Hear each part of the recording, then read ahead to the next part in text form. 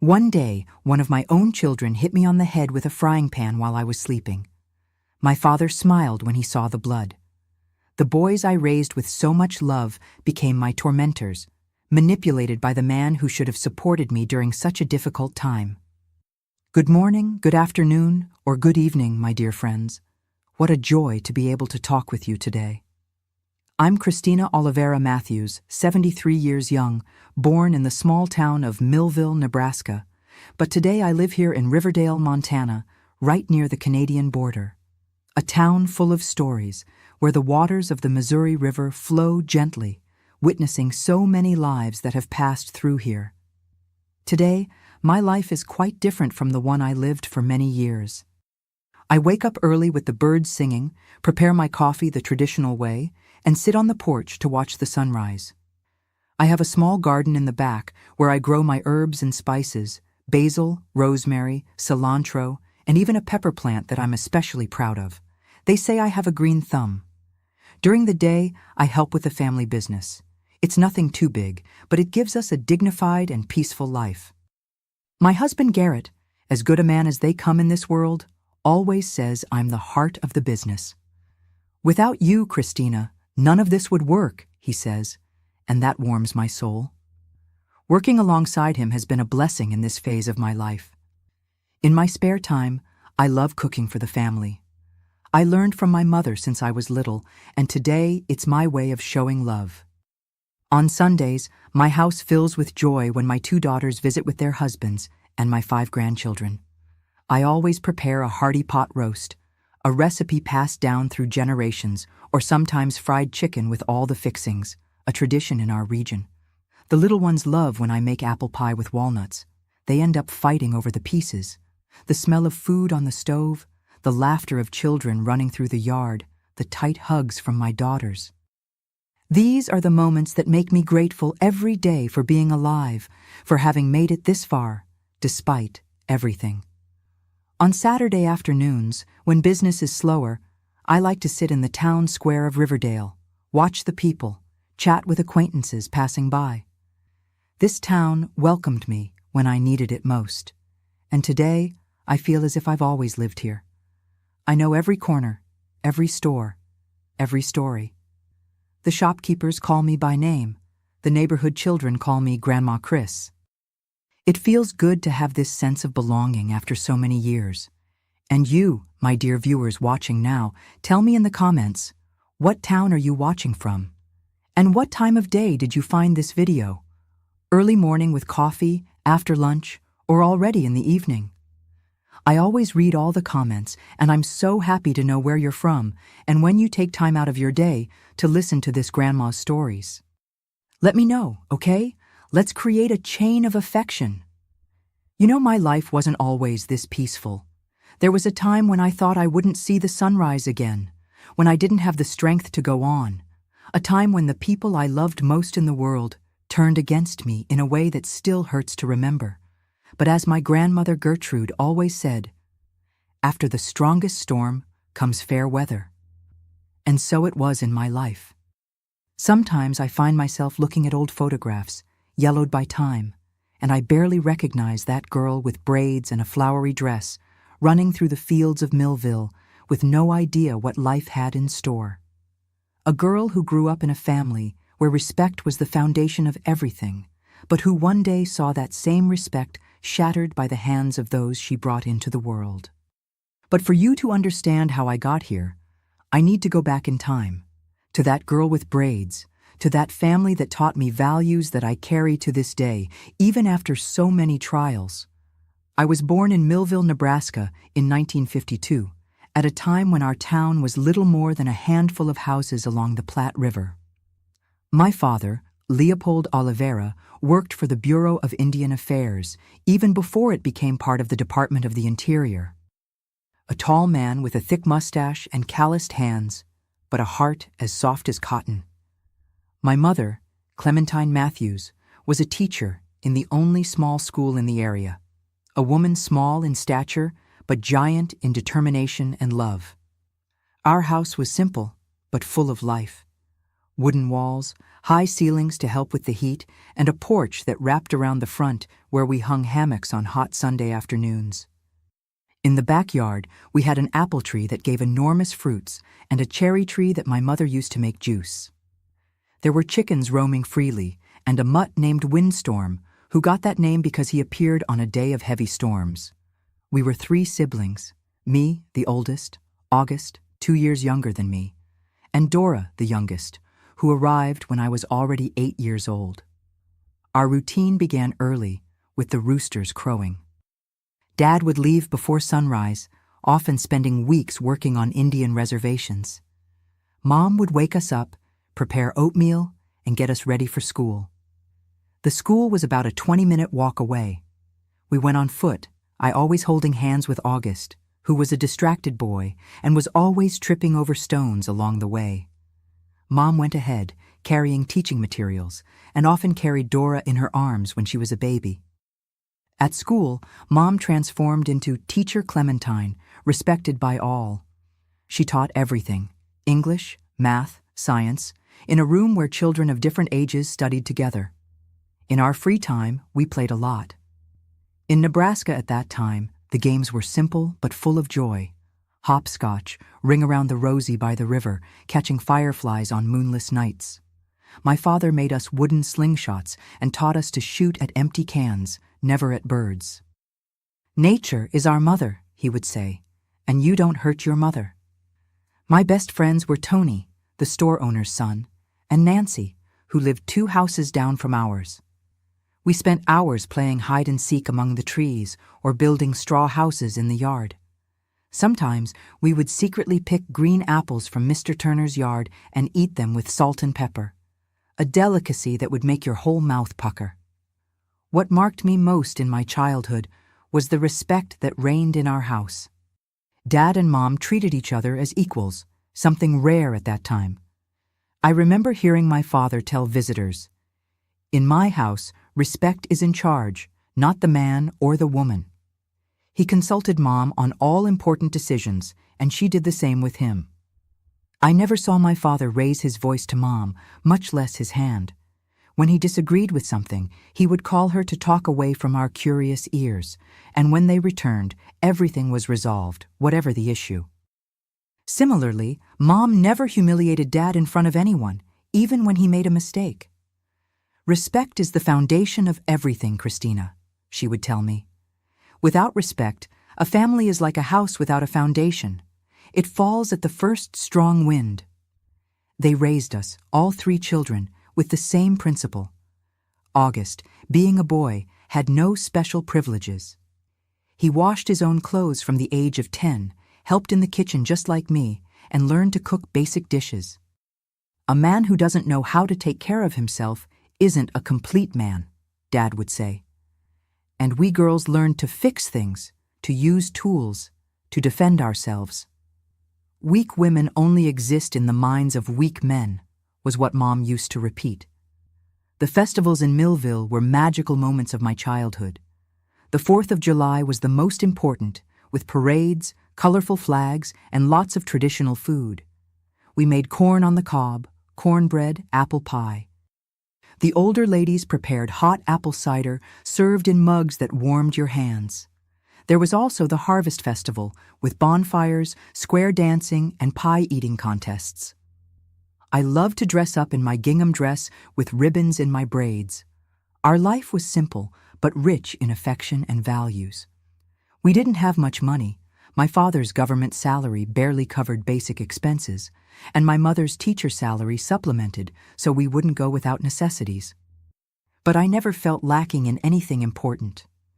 We had food on the table, clean clothes, and most importantly, lots of love and respect. It was in this environment that I formed my personality and my values. I grew up believing that men and women deserve the same respect, that violence is never the solution, and that family is where we find strength to face the world. Little did I know that these teachings would be so important later in my life when I faced the most difficult storms. As I grew up, I began to dream about the future. I wanted to be a teacher like my mother. I wanted to have a big family with many children running around the house. At 12, I was already helping Mom at school, teaching the younger children to read and write. She said I had a knack for it, that I was born to teach. It was also around that age that I began to notice the differences between our family and some others in Millville. There were houses where you heard screams at night, where women appeared with purple marks on their faces and said they had fallen down the stairs. There were girls my age who were already promised in marriage to much older men. This frightened me and made me even more grateful for the family God had given me. I didn't imagine, however, that life still had surprises in store for me, some sweet, others bitter as gall. That the braided girl, raised in respect and affection, would one day know the darker side of human relationships. But that came later, when I was no longer a child, when I already had my own dreams and plans for the future. When I turned 17, I met the man who would forever change the course of my life, Johnny Carson. He arrived in Millville on a November afternoon in 1969, coming from Omaha to work on the construction of the new highway that would connect our town to the capital. He was a tall young man, broad-shouldered, sun-tanned skin, and a smile that made my heart race. He was 24 and had a confidence that impressed everyone. Our first meeting happened at Mr. Malcolm's store, where I had gone to buy flour for Mom. Johnny was at the counter, talking with the town men, telling stories about Omaha that seemed like another world to us in Millville. When our eyes met, I felt something strange, as if the ground had disappeared beneath my feet. He greeted me with a "Good afternoon, miss," that echoed in my head for days. After that, it seemed like Johnny was everywhere. In the square after Sunday service, at the farmer's market on Saturdays, even near the school where I helped my mother, always with that smile that left me breathless. It wasn't long before he asked my father's permission to visit me at home. "Mr. Leopold, I have good intentions with your daughter," he said, standing on our porch, hat in hand. "I'm a hard-working and honest man." Dad, always respectful but cautious, replied, "Johnny, my daughter is still young, and in this house, her opinion is what matters most. If she wants to receive your visits, I won't object. But know that here we respect women, always." Mom, with her wisdom as always, called me for a conversation after Johnny left. "Daughter, listen to your heart, but don't forget to listen to your head too. True love is not in a hurry." But I was enchanted. And who was I kidding?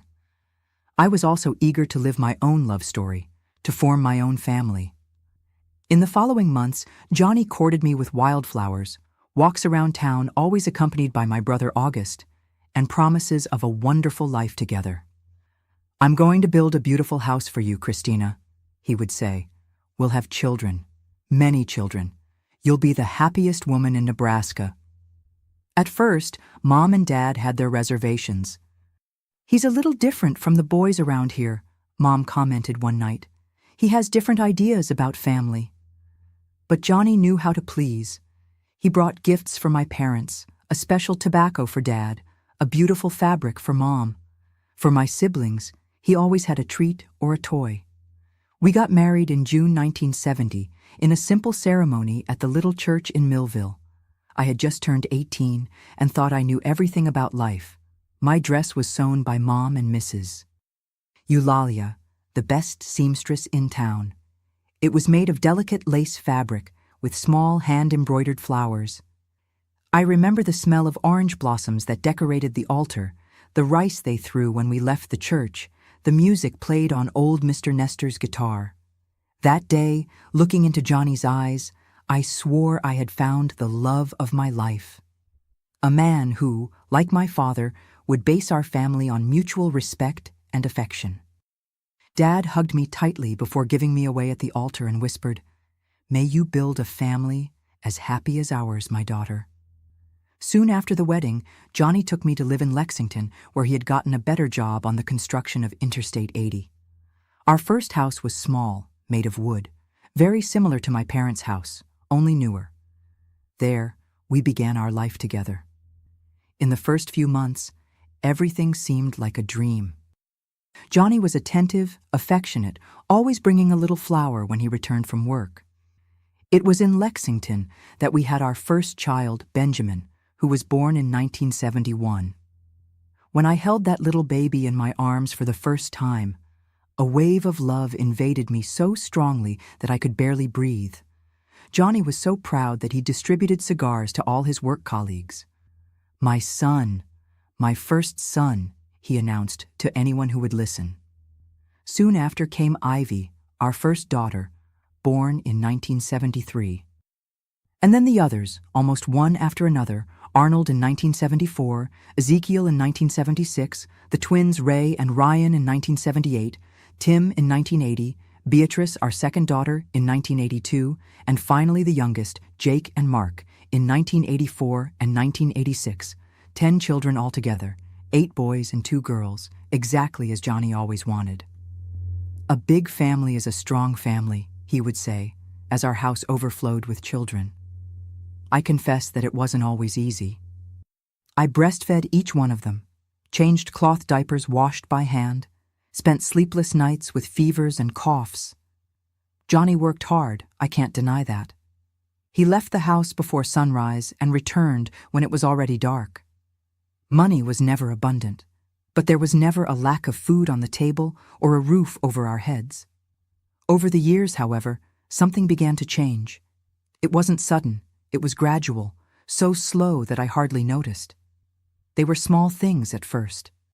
Johnny complaining about the food, criticizing the way I arranged the house, questioning why I talked so much with the neighbor. Nothing serious, nothing that would make me think something was wrong. But then came the first outbursts of anger. The first time he broke a plate because the food wasn't the way he wanted it. The first time he yelled at the boys for making noise when he wanted to rest. The first time he hit the table hard because I disagreed with something he said. "This is nothing compared to what happens in other homes," I would tell myself.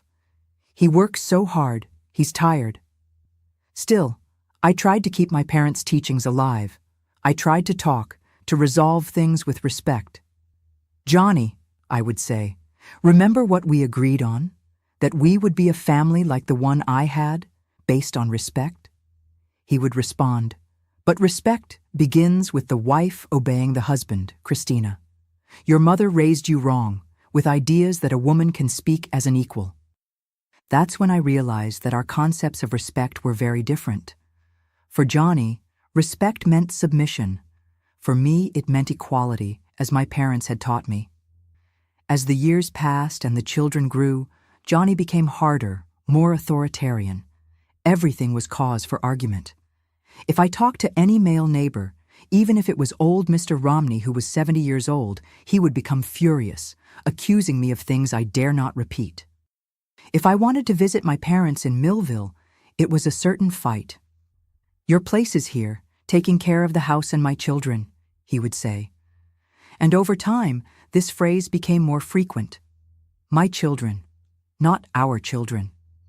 Gradually, I closed myself off, shrinking, trying to occupy as little space as possible in that house. I was no longer the confident Christina, full of dreams.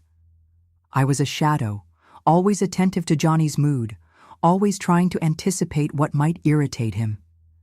The boys grew up seeing this example at home. They saw how their father treated their mother and thought that was how a man should act. The girls, Ivy and Beatrice, looked at me with a mixture of pity and fear, perhaps wondering if that would also be their fate. In 1990, when our youngest, Mark, was only 4 years old, the tragedy occurred that would change everything. Johnny was working on the construction of a bridge when a steel cable broke, hitting him with force. He did not survive his injuries and died on the spot. When I received the news, I was in shock. I couldn't cry. I couldn't speak. Part of me felt immense pain. After all, he was the father of my children, the man with whom I had shared 20 years of my life. But another part, which I barely dared to acknowledge, felt something like relief. And this feeling made me feel guilty, made me think I was a terrible person. The children reacted each in their own way.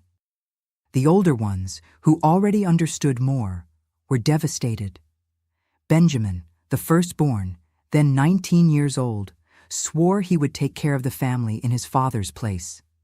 The little ones, especially Mark, barely understood what had happened. What I didn't imagine was that another tragedy was about to come. 2 weeks after Johnny's funeral, I received a telegram from Millville. My mother, my dear mother Clementine, had died of a sudden heart attack. They say she was preparing dinner when she simply fell, and there was no time to help her. It was as if the ground had disappeared beneath my feet. My mother, my safe harbor, my counselor, had departed without me being able to say goodbye. When I went to the funeral, I found my father devastated, unrecognizable. Leopold, always so strong, seemed to have aged 20 years in 2 weeks. "I don't know how to live without your mother, daughter," he told me, holding my hands tightly. "We were together for almost 50 years. How will I go on without her?" And it was there, in the midst of my own pain, that I made a decision that would change the course of our story. I invited my father to live with us in Lexington. "Come home with us, Dad. There's room, and the children will love having their grandfather nearby. We will help each other in this very difficult time." Little did I know that this invitation, made with a heart full of filial love, would be the beginning of the darkest period of my life. Dad arrived in Lexington on a rainy afternoon in March 1990.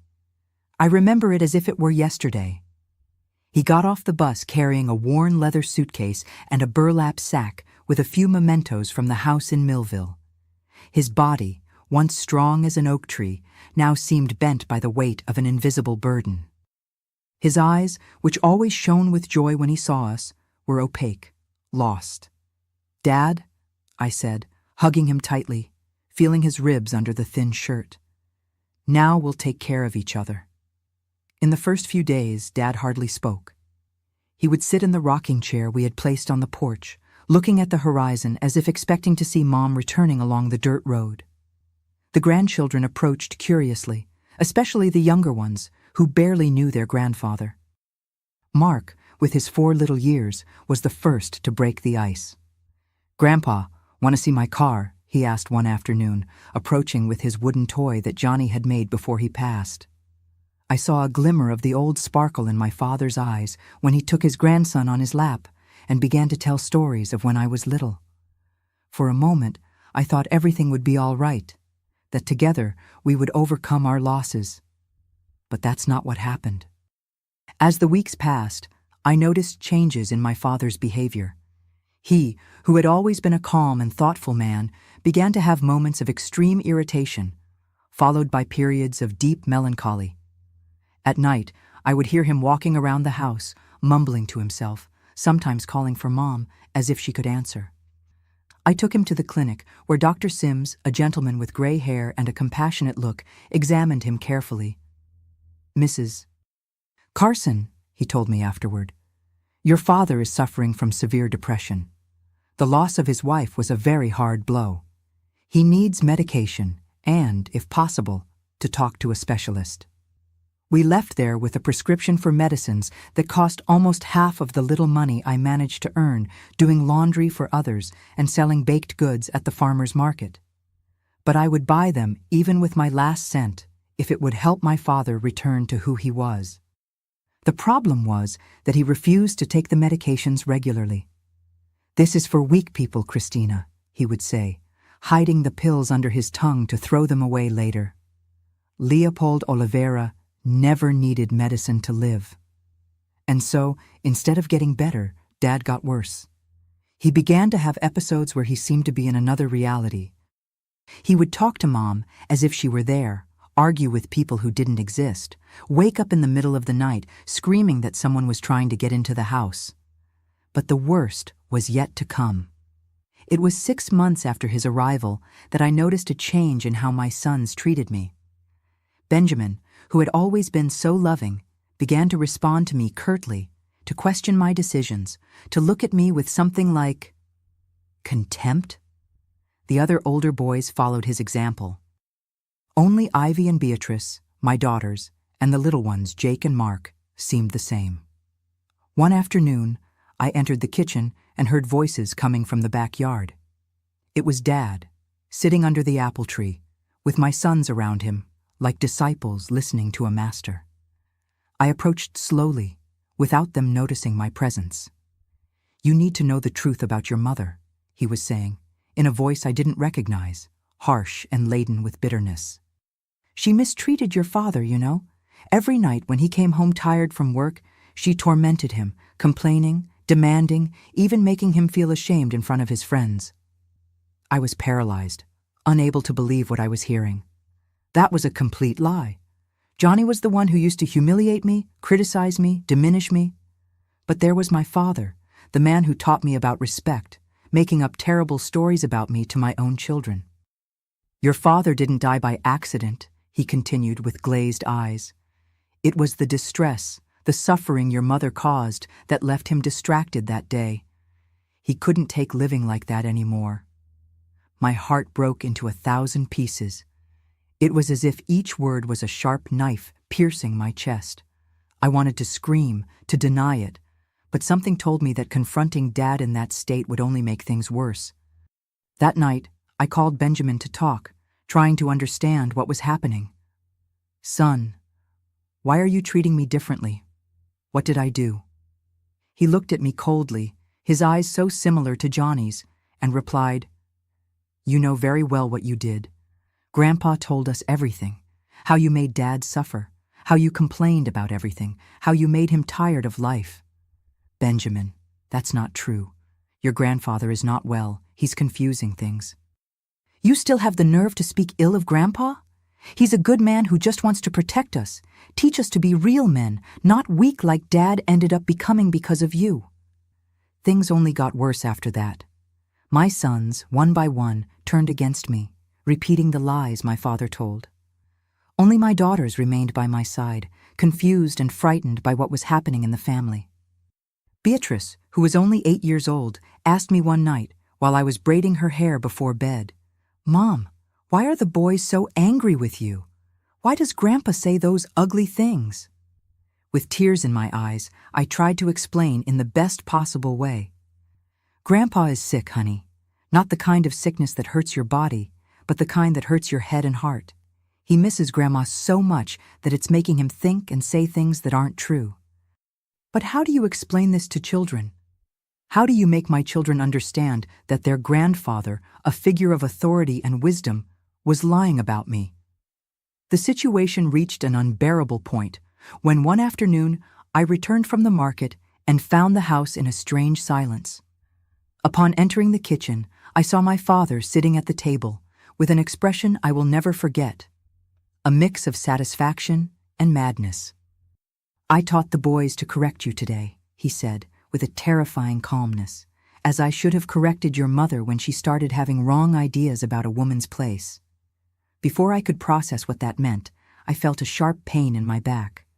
When I turned around, I saw Arnold, my third child, then 16 years old, with his hand still raised after hitting me hard. "This is for you to learn to respect the men of the house," he said, repeating words that were clearly not his, but my father's. That night I cried silently until I fell asleep.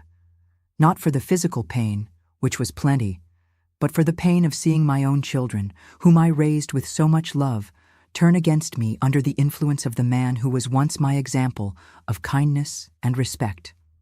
The following months were a nightmare. The abuses became almost daily. Sometimes it was a push in the kitchen, sometimes an insult during dinner. My older children treated me like a servant, demanding that I serve them first, that I wash their clothes a certain way, that I not talk to any man on the street.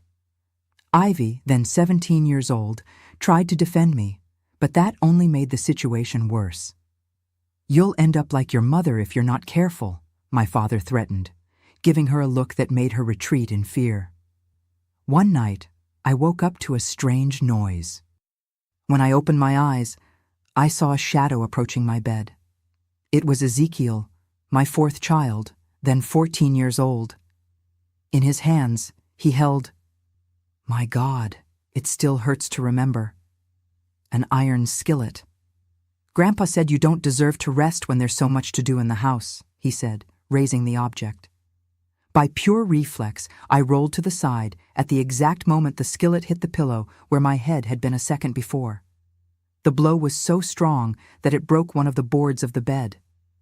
That night, locked in the bathroom, trembling with fear and pain, I made a decision. I needed to get out of that house, out of that situation. Not just for me, but for my daughters, who were beginning to show signs of constant fear, and for the younger ones, who could still be saved from that terrible influence. But how? Where to go? With 10 children, no money, no support, and more. How to abandon my children, even those who mistreated me. How to leave behind the children whom, despite everything, I loved more than life itself. That's when I began to formulate a plan. A desperate, risky plan, but what seemed to be my only chance for survival. I couldn't continue living like that, watching my family destroy itself, feeling my body and soul break a little more each day. The idea came on a sleepless night as I listened to my father mumble in the next room, talking to my dead mother. A plan to free us, me and my children, who were not yet completely under his influence. A plan that would change our lives forever. It was a Tuesday in April 1991 that marked the moment when everything changed. It had been raining since dawn, a fine and persistent rain, typical of late spring in Nebraska. I was in the kitchen, preparing lunch as every day. My hands were cutting the potatoes automatically while my mind wandered, looking for a way out of that nightmare that my life had become. Beatrice came running in, her little eyes wide with fear. "Mom, Grandpa is cutting his arm again." I dropped the knife and ran to his room. Dad was sitting on the edge of the bed, a razor blade in his right hand, trickles of blood running down his left arm. His eyes, when they saw me, didn't recognize me. They were lost somewhere far away. "Leopold, you promised you wouldn't do this again." My voice came out trembling as I took a clean towel to stop the blood. "She wants me to go with her. Clementine is calling me," he mumbled, confusing me with my deceased mother. "Don't you understand? She said I need my blood to find the way." I managed to calm him down, cleaned the cuts that, fortunately, were not deep, and left him sleeping. When I returned to the kitchen, I found Benjamin and Arnold standing at the door, watching me with an expression that chilled my soul. "It's your fault," said Benjamin, his face contorted with anger. "Grandpa is like this because of you. If you hadn't brought him here, if you had left him in peace in Millville." "Son, your grandfather is sick. He needs medical help, medications that he refuses to take," I tried to explain once again. "What he needs is respect," shouted Arnold, hitting the table hard, making the plates jump. "And you don't give him that. You go around washing clothes for strange men, selling food at the market, talking to everyone, embarrassing the family." This was absurd. I worked from sunup to sundown to support that house, to feed 10 children and a sick father. The clothes I washed were for respectable families in town, and the food I sold at the market was what ensured we had something to eat. "Benjamin Arnold," I said, trying to stay calm, "you need to understand that your grandfather is not well in the head. He's confusing things, making up stories. This is not how he treated me before, not how he treated my mother." I couldn't finish the sentence. Benjamin advanced toward me, his face red with fury. "Never speak about Grandpa like that again. He's the only one who told us the truth, who showed us how a woman should be treated." At that moment, the twins Ray and Ryan entered the kitchen, followed by Ezekiel and Tim. Jake also came, hesitant, standing at the door as if he didn't know which side to take. Only little Mark was absent, probably playing in the yard, oblivious to the tension that filled the house. What happened next will forever be marked in my memory as the most painful moment of my life. Benjamin, my firstborn, the one I breastfed the longest, for whom I sang so many lullabies, grabbed me by the arm with such force that his fingers left purple marks. "It's time for you to learn once and for all what your place is in this house," he said, in a voice that wasn't his. It was my father's voice in his worst moments. The other boys formed a circle around us. I could see in the eyes of Ray and Ryan a mixture of fear and excitement. Tim seemed frightened, but didn't dare go against his older brothers. Ezekiel had on his face that same empty expression from the night of the skillet. "Please," I begged, tears streaming down my face. "You are my children. You came from my womb.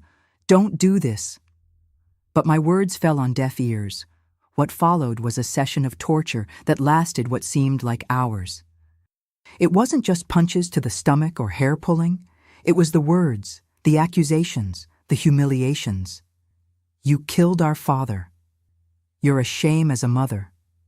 We'll teach you to obey." Each phrase was like a stab in my heart.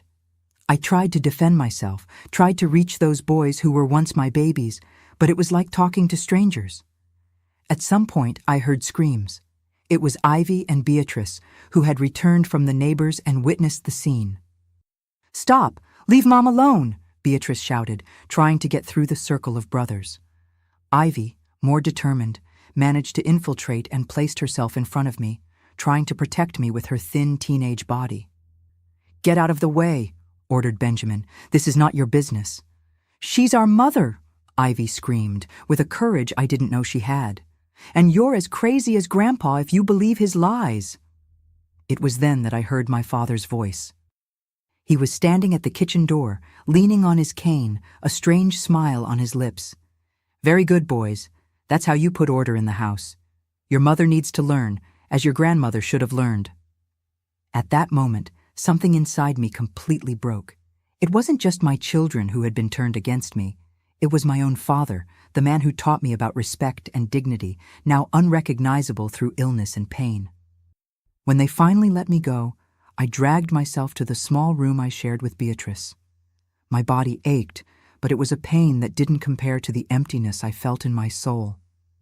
Lying on the bed, staring at the wooden ceiling, I cried until I had no more tears.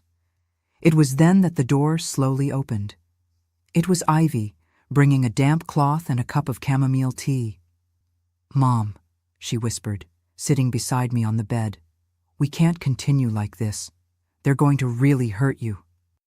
I held my daughter's hand, feeling her soft skin, seeing in her the same strength and kindness I once saw in my mother. "You're right, honey.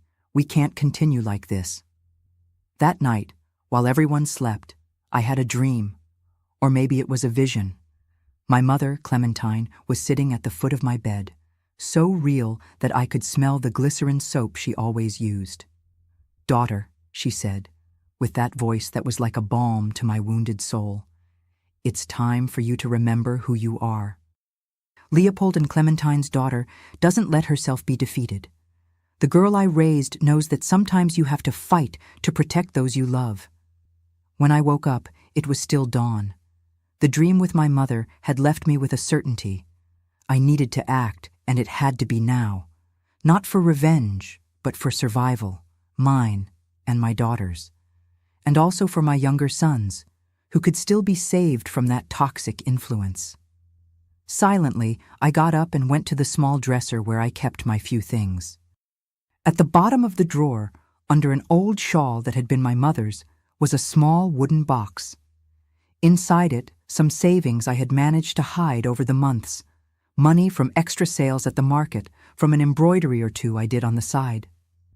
It wasn't much, but maybe it would be enough for a fresh start. I returned to bed and lay looking at Beatrice's sleeping face, so innocent, so confident that Mom would solve everything. Beside her, on a mattress on the floor, slept Ivy, who had already seen too much for her 17 years. It was there, in that moment between night and dawn, that I began to outline my plan. A risky, desperate plan, but what seemed to be our only chance. I remembered Eli, an old colleague of Johnny's who had served in the army before coming to work on the roads. He had always been respectful, had always treated me like a real lady, even after Johnny died. He had a reputation for being tough, for knowing dangerous people in the region. Maybe he could help me. And then I thought about the lunch I prepared every day, the only meal when the whole family gathered. If I could somehow— no, I wouldn't hurt my children, never. but maybe I could make them sleep, just long enough for me to escape with Ivy and Beatrice. The sun was beginning to rise when my plan finally took complete shape. It wouldn't be easy. It would be risky, and I would have to abandon 6 of my children. This idea tore me apart, but what alternative did I have? Stay and watch my boys transform into monsters under my father's influence? See my girls suffer the same fate as me? I dried my tears, took a deep breath, and made my decision. It was time for Christina Oliveira Matthews to remember the girl who was raised to be strong, to be respected, to never bow to injustice, not even when it came from her own family. The next morning, I got up before everyone else, as I always did. My body still aching, but my mind clearer than it had been in months.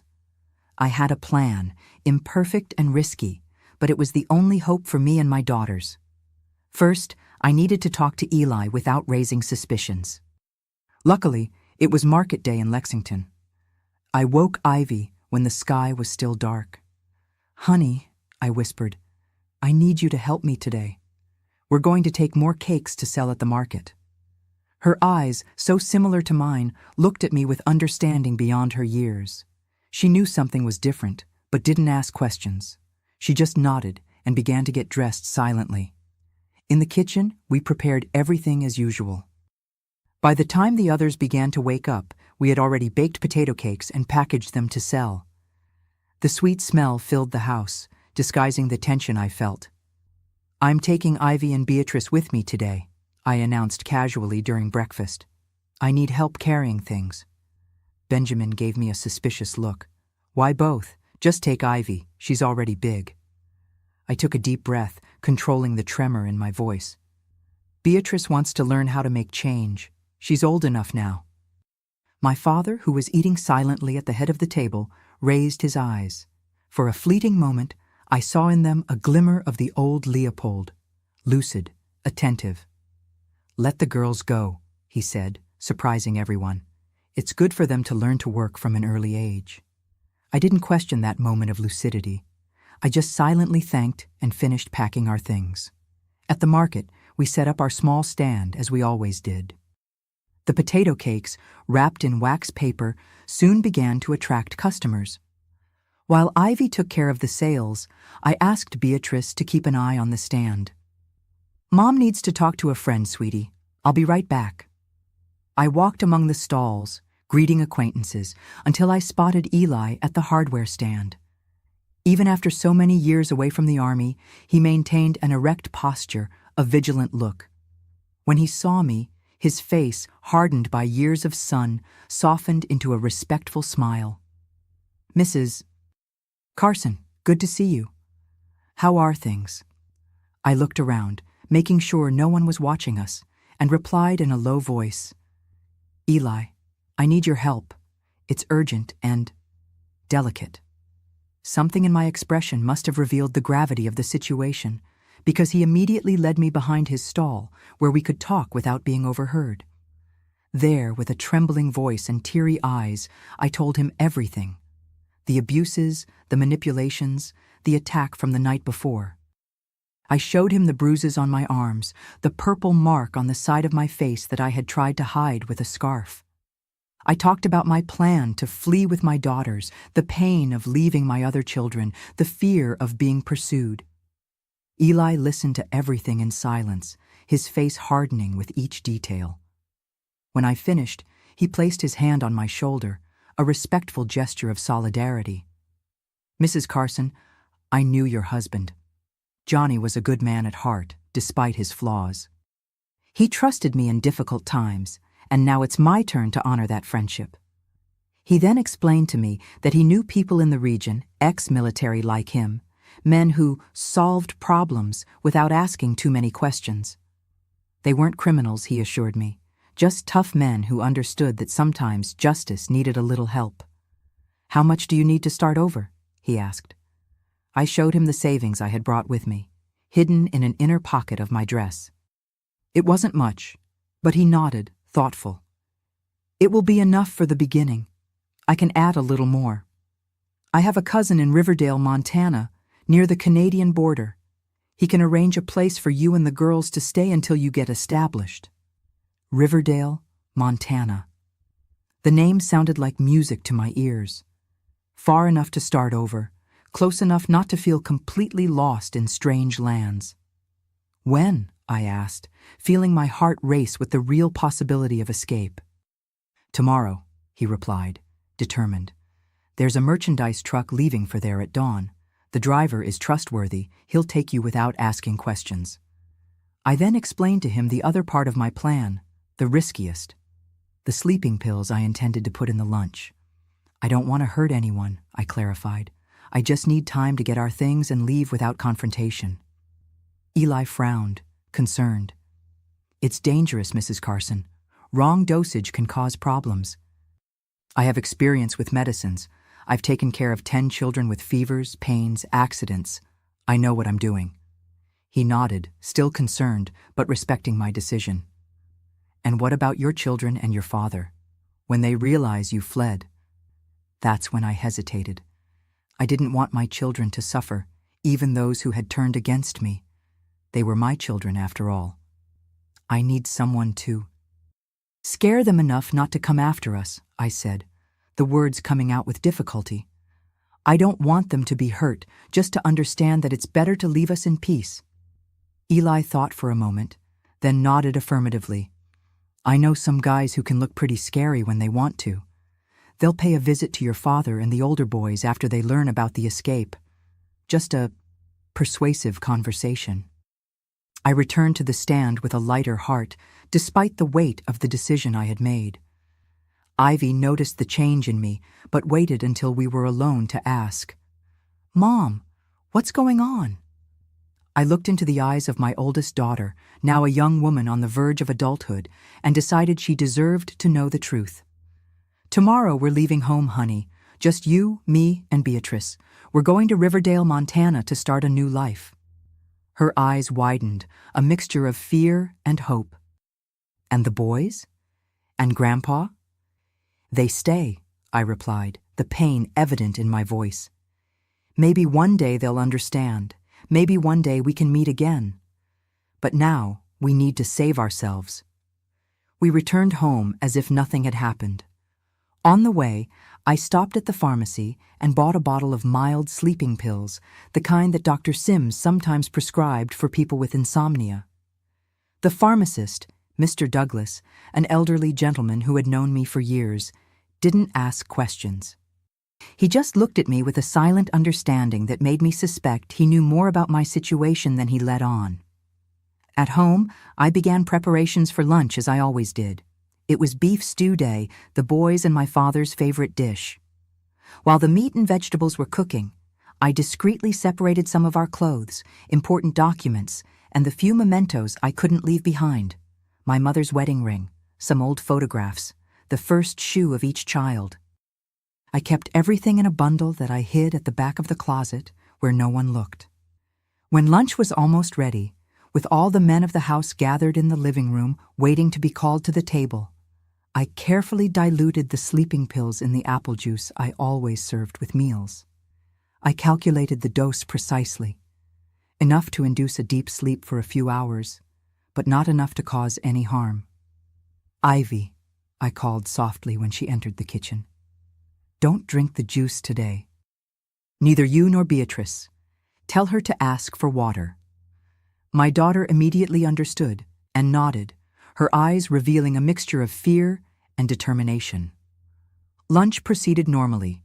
My father, in one of his moments of lucidity, even complimented the food. The boys ate with appetite, drinking large glasses of apple juice to relieve the heat of the day. Only Ivy, Beatrice, and I drank water, a detail that fortunately went unnoticed. About half an hour after the meal, the effects began to appear. First it was Mark, the youngest, who yawned and said he wanted to take a nap. Then Jake, who could barely keep his eyes open. One by one they retired, overcome by a sudden and irresistible tiredness. My father was the last to yield. He fought against sleep for longer, as if some part of him suspected what was happening. But finally, sitting in his rocking chair on the porch, he also closed his eyes and his breathing became heavy and rhythmic. When I was sure everyone was sleeping deeply, I signaled to Ivy. Quickly, we took the hidden bundle and a few provisions for the journey. Beatrice, who didn't know exactly what was happening, just followed our instructions in silence, her big, frightened eyes moving from me to her sister. Before leaving, I stopped at the door of the room where my children were sleeping. My heart tight with pain and guilt, I looked for the last time at those faces that I loved so much, even after everything. I silently asked God to protect them, to one day help them understand. I left a simple note on the kitchen table.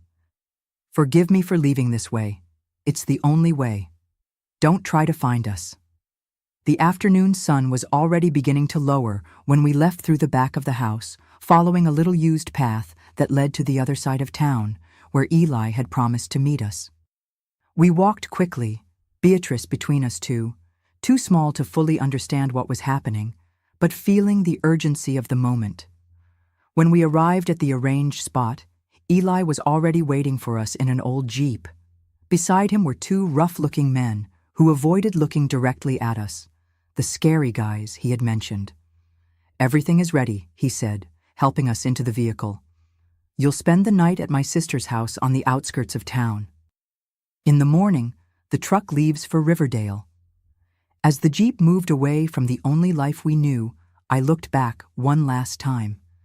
The setting sun cast a reddish glow over the houses of Lexington, like a fiery farewell to a chapter that was closing. "And what about the boys and my father?" I asked, my voice choked with the contradictory emotion of relief and loss. Eli kept his eyes on the road, his hands firm on the wheel. "My friends here are going to have a talk with them tomorrow. They'll make it very clear that if they try to look for you, the consequences will be unpleasant. Your father and your older sons aren't truly brave, Mrs. Carson. They're just bullies who take advantage of the weak. When confronted by real men, they'll back down." I nodded, feeling a mix of gratitude and sadness. I never imagined my life would come to this point, that one day I would be fleeing from my own family, depending on intimidation to ensure my safety. But as I hugged Beatrice, who had finally yielded to fatigue and was sleeping in my lap, and held Ivy's hand, who looked ahead with determination, I knew I had made the right choice. It wasn't just for me, but for them. So they would never know the kind of life I had been forced to endure, so they would grow up strong and respected, as my mother had wanted for me.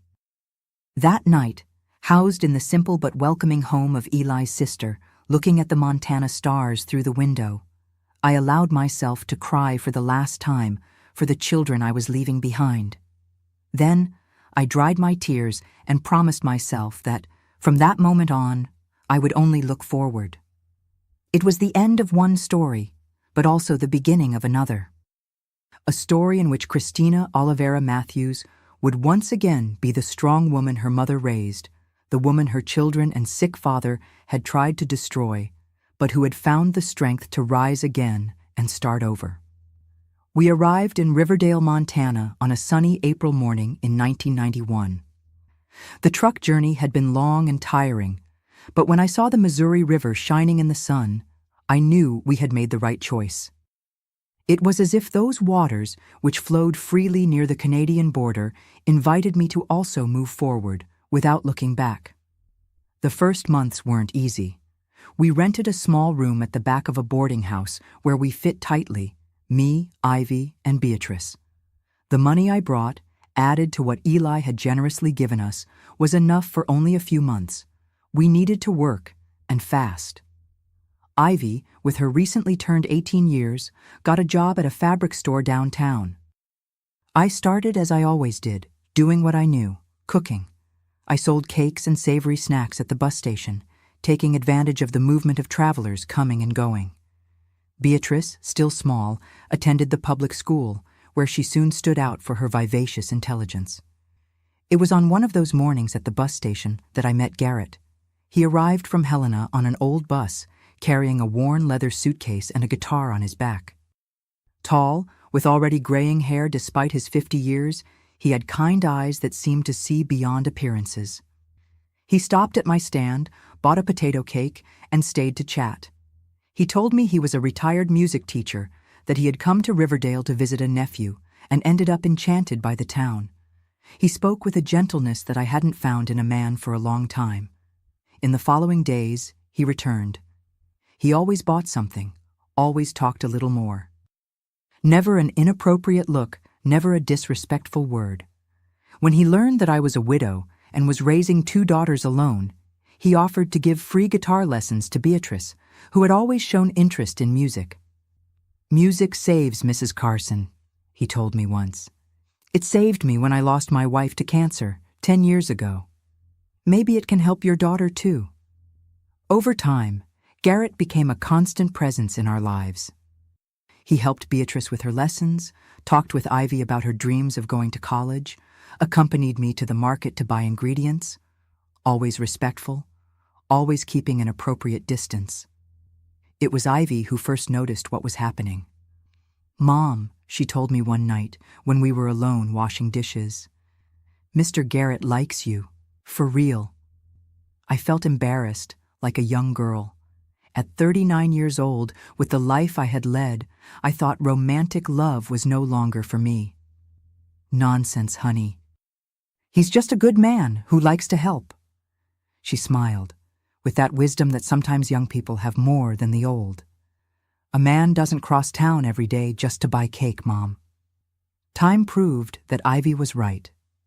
6 months after our first meeting, Garrett asked me to be his girlfriend, in such a respectful and gentle way that it reminded me of my parents, of how true love is based on mutual respect.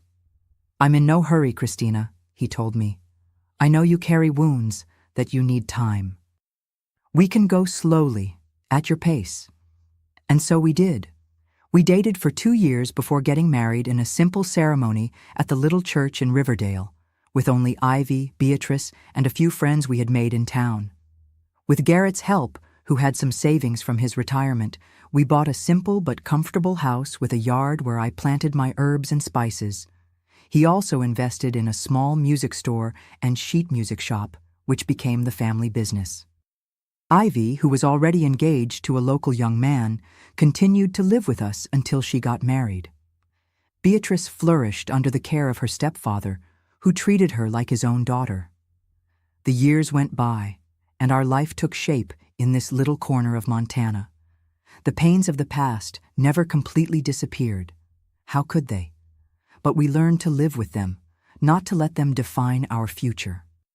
Sometimes, on the quietest nights, my thoughts would fly to Lexington, to the children I left behind. In the first years, this memory was like a knife in the chest. With time, the pain transformed into a melancholic longing, and then into a kind of resigned acceptance. I did what I needed to do to survive, to protect my daughters. There was no other way at that moment. I learned through acquaintances that my father passed away in 1995, just 4 years after our departure. They say he never fully recovered, that in his last days he barely recognized the grandchildren with whom he lived. I cried for him, not for the tortured and cruel man he became in the end, but for the loving and fair father he was for most of my life. As for my children, the news was scarce. I heard that Benjamin moved to Omaha, that the twins went to work in mines in Wyoming. About Jake and Mark, the youngest, I knew almost nothing. Sometimes I wonder if, as adults, they understood what happened, if distance and time brought them any clarity about those dark days. I never tried to contact them directly. The fear was still there, buried deep, but present. And there was the promise I made to myself that April night to look only forward. Ivy got married and gave me 3 wonderful grandchildren. Beatrice graduated as a teacher, as I had always dreamed of being, and today she teaches music at the public school, in addition to helping Garrett at the store. I have 2 grandchildren from her as well, who fill our house with joy on weekends. Today, at 73 years old, I look back and see a life that, despite the scars, was rebuilt with love and respect. Garrett, now 82 years old, continues to be the gentle and loving companion I met more than 30 years ago. Our mornings begin with coffee on the porch, watching the birds that come to eat the fruits I leave for them. Our nights end with quiet conversations, sometimes with music, when he still plays his old guitar. During the day, I help with the family business, which now also includes a small publisher of sheet music for regional American folk songs, a project that Garrett started 10 years ago and which has become his passion. It's not anything very big, but it gives us a dignified and peaceful life, as I mentioned before. The pain never completely disappears. There are wounds that time only teaches us to live with, not to heal. But I learned that it's possible to build happiness even after the most violent storms. That the human heart has an incredible capacity to start over, to bloom again when it finds fertile ground of love and respect. And that's what we have here, in our little house in Riverdale, on the banks of the Missouri River. A love built on respect, kindness, mutual understanding. A love that makes me thank every day for having had the courage to take that decisive step so many years ago. My dear friends who have followed me this far sometimes ask me how I managed to move forward after everything I went through. How I found the strength to start over when it seemed that the whole world had collapsed on me. The truth is that there's no magic recipe for overcoming life's pains. Each person has their time, their path. But what I learned at the height of my 73 years is that there is always a light, however small, even in the darkest nights.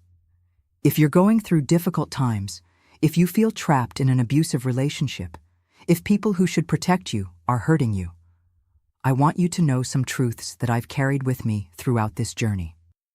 I learned that age doesn't define our strength, but rather our ability to start each day anew. When I arrived in Riverdale, at 39 years old, I thought I was too old to build a new life. How wrong I was. The best chapters of my story were just beginning. My wrinkles are maps of survival.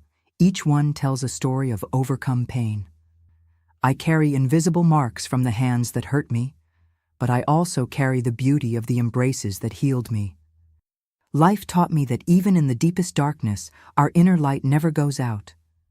Even on days when I could barely get out of bed, there was a spark of hope in me that refused to be extinguished. I never allowed my dignity to be stolen, even when they tried to take everything from me.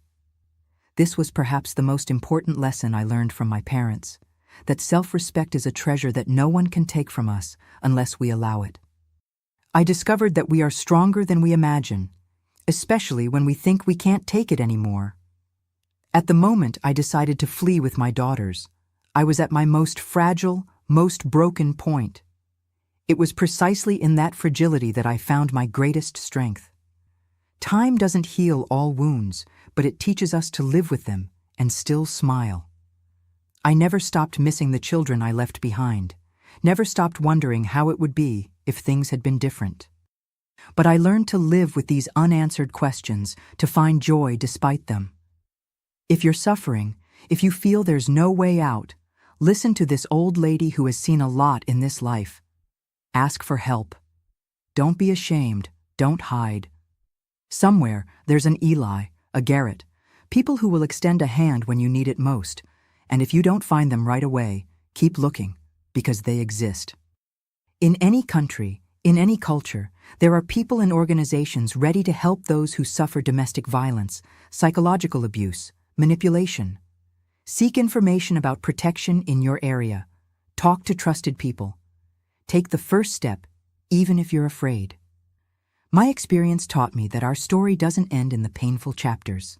Life has many blank pages, waiting to be written with more colorful inks, with kinder words.